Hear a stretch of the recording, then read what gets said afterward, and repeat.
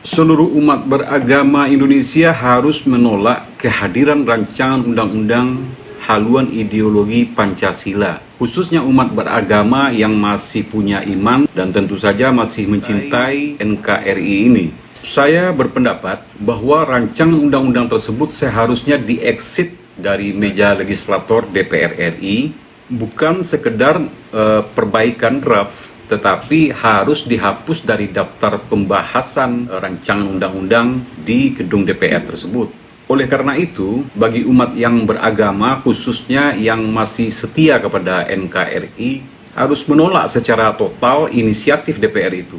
Virus ini memang sungguh dapat mengancam nilai Pancasila. Saya punya 7 catatan atau alasan kenapa rancangan undang-undang yang mirip HIV itu harus ditolak. Yang pertama, dari sisi hierarki perundang-undangan, Anda tentu tahu bahwa Mukaddimah Undang-Undang Dasar 45 yang di dalamnya tertera 5 sila dari Pancasila adalah induk dari jiwa batang tubuh Undang-Undang Dasar 45.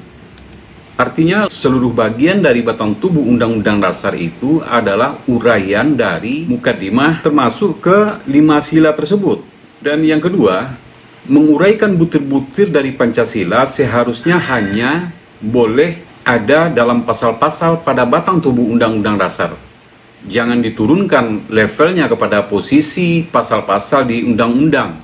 Dan kewenangan seperti itu tentu adanya pada MPR, bukan DPR atau pemerintah.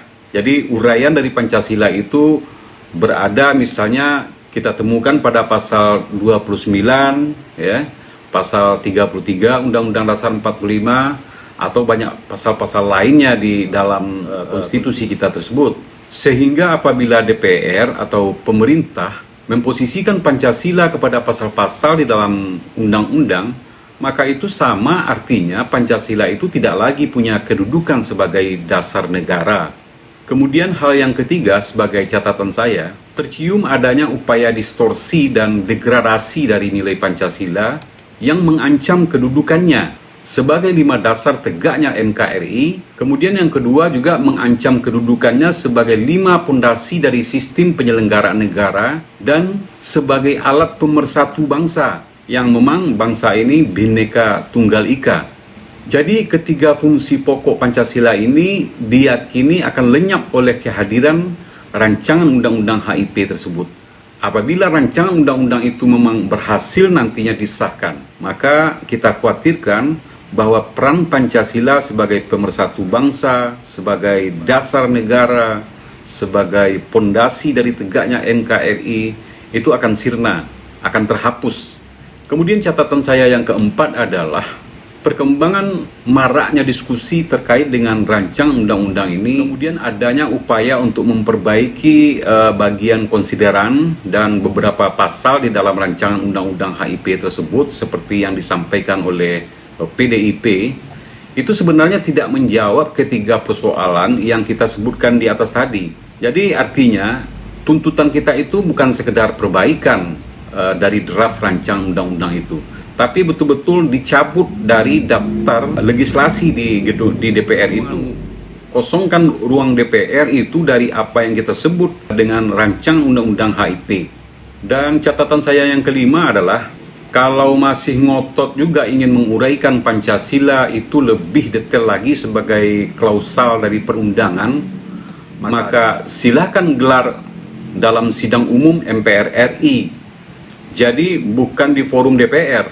Kemudian silakan masukkan ke dalam pasal-pasal yang ada di dalam batang tubuh Undang-Undang Dasar 45. Karena memang disitulah tempat yang pantas untuk Pancasila. Sekali lagi bukan tempatnya di undang-undang, karena Pancasila itu adalah ruh dari Undang-Undang Dasar 45, ruh dari konstitusi kita.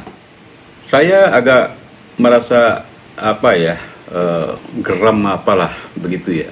MPR RI, sekali lagi wahai MPR RI dan juga termasuk DPD dan juga para kepala daerah, suara kalian kok membisu gitu. Kalian kok bisa diam sejuta bahasa menghadapi persoalan Pancasila sebagai dasar negara kita itu lagi diobok, lagi diutak-atik. yang tentunya nanti akan berkonsekuensi, berisiko terhadap beralihnya haluan daripada negara kita ini. Ini kan negara Anda. Ini Pancasila dasar negara, Pak. Pondasi dari NKRI, bos. Dan sekarang kewenangan kalian para bapak ibu di MPR diembat sama DPR. Dan bapak-bapak yang terhormat diam saja, belagak pilon. Waduh, coba tanya ahli tata negara deh. Ini ceritanya mau preteli Pancasila. Itu domainnya MPR loh, Pak. Atau memang Pancasila tidak lagi dianggap sebagai dasar kita bernegara?